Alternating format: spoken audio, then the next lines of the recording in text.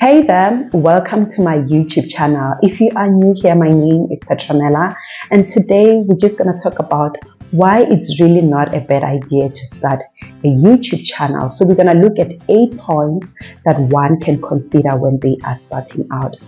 So firstly, YouTube is a platform that allows almost each and every individual to be themselves, no matter how weird you might think your personality is or how boring the niche may sound. Trust me, there's always an audience that will resonate with your content. Of which leads me to the first point to say that pick a topic or a niche that you are passionate about. Because if you are creating content on a topic that you don't really like, it's easy for you to get discouraged along the way. But when it's something that you're passionate about, whether you're getting the views or not, it's easy for you to continue creating content. Point number 2. Describe your why. Why are you starting a YouTube channel?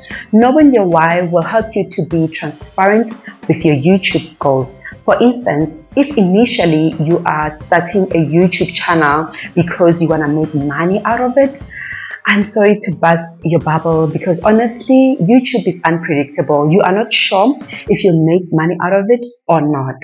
I'll give an example with myself. Initially, I just wanted to have a list of recipes that I can share with my loved ones and we can get to make them together and enjoy. Then when the YouTube idea came into mind, I was like, yeah, I think I might as well just record the recipes and share them on YouTube. So my primary goal is about creating recipes for my loved ones, but I just get to share it with the world. So whether people watch my videos or not, that's not my primary goal. But at the end of the day, if I get to make money out of it, then it's still great as well. Point number 3. Keep on learning. Instead of basing your goals on external factors such as how many subscribers you want to have or how many watch hours you want to reach, instead work on your craft. Work on your editing, get better with your editing, get better with your craft, get better with your shooting. I remember watching one of Mr. Beast's interviews. I can't remember exactly what he was asked on the interview, but I remember his response. He was like, if you haven't created 100 videos, then you don't have a reason to complain. And that just made me look at things differently, because many a times as small content creators, small YouTubers, that we get to complain. I remember complaining at my 17th video that my channel is not growing.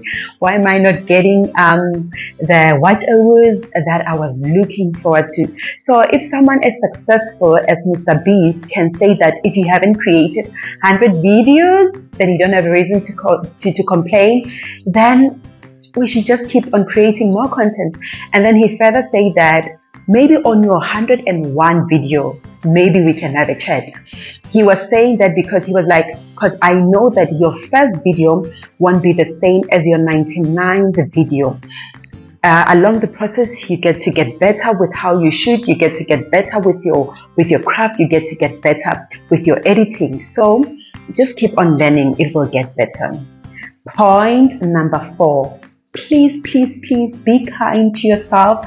I know YouTube journey is like a roller coaster ride with your feelings. It goes like up and down, up and down. So don't base your worth on the number of views or the number of subscribers that you have on YouTube. At the end of the day, it's just YouTube.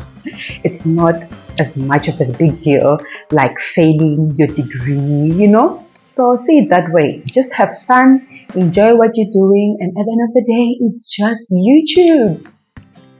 Point number 5. If you've watched up until this far, please consider giving this video a massive thumbs up. I'm joking, that's not point number 5, but we'll quickly get to number 5. And if you haven't subscribed, please subscribe. Yes, let's move on to point number 5. So just start.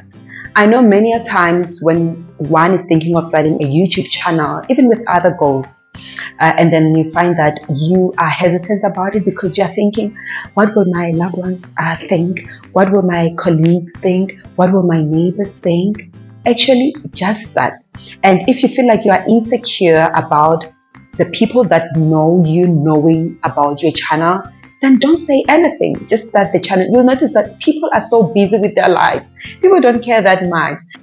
And you will notice that it's not as bad as you thought it will be.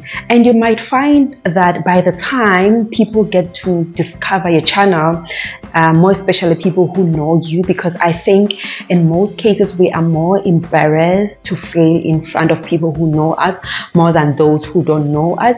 And you might find that by the time those people discover your channel, your confidence has improved, your craft has improved. So it wouldn't matter the same way as it did in the beginning. So that shouldn't be the main reason why you are not starting your channel. Point number 6, do what works for you. As people, we all have different parts in our lives. We all have different schedules. We have different responsibilities, and we are just not in the same seasons. What do I mean by that? For instance, on my case, I am a mom, I'm a wife, I still have my job, and I bake cakes. So I got to realize that when I do everything on my own, it gets to be overwhelming, and you find that I take long breaks on YouTube and I no longer become consistent. Then I got to realize that why don't I ask for help? And then instead of me doing everything, now I can shoot and do my craft, but I got someone who can edit the videos for me. At least that is less work for me, and I can be more productive. I can have time to think of more ideas. I can have time to spend with my family. I can have time to do other things, because when you are overwhelmed, personally, when I'm overwhelmed, I don't think straight. But ever since I got help, I kid you not, I do see the difference. And there might be someone who is in a different case. Let's say maybe you are in university and you don't have much responsibilities and you are not working. You might find that you can be able to shoot and edit and do everything on your own. So you just have to work with what works for you. Like, I think that's the best thing you can do to yourself, because at the end of the day, we don't want to get overworked and no longer be able to create that content. Point number 7, YouTube can be rewarding in the long term, and the content that you have created a long time ago can still be beneficial to you.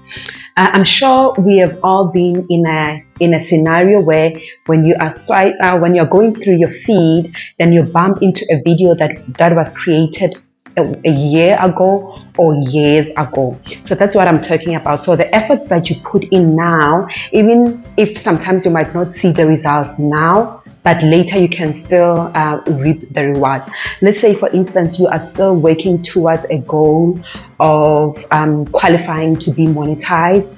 Those old videos, they can still help you to reach that goal. Let's say, for instance, you want to make money out of YouTube, then those efforts that you've made long time ago, they can still reward you in the present. So unlike with other social media platforms where you find that something will be trendy for now and you find that you will no longer see videos that were created years ago, but with YouTube you are more likely for old videos to still be resurfaced, especially if you are creating evergreen content. With evergreen content, I'm talking about content such as like how-to videos. It's just that we won't dwell into that now because there's not the initial reason why we are doing this video. So yeah, when you are creating evergreen content, your content is more likely to be shown even in years to come, meaning that the effort that you are putting now, you can still reap the rewards later. I hope I can remind myself in those bad days that I'm having. I hope I can come to this clip and remind myself to just keep on creating more content. So let's move on into the last point. Point number 8, it is more of something to look up to while you're still on your YouTube journey. I always find it amazing when I hear YouTubers testimonials for those who have successful YouTube channels, giving their testimonies on how they are making money out of YouTube. I always see it as like YouTube is thanking you to be yourself. Like it's giving you a token of appreciation in a form of revenue to say that thank you for being yourself. Isn't it that amazing? That's why I always say that it is best to do a topic or do a niche that you are passionate about so that it can come easier, so that even when you get rewarded, it just feels like, oh, someone is just thanking me for being myself. Because when you're not being yourself, then it ends up being feeling like a job. So yeah, this leads us to the end of our video. This was so much fun to shoot. I hope you've enjoyed it, and if you haven't subscribed, please do subscribe. Thank you. Bye.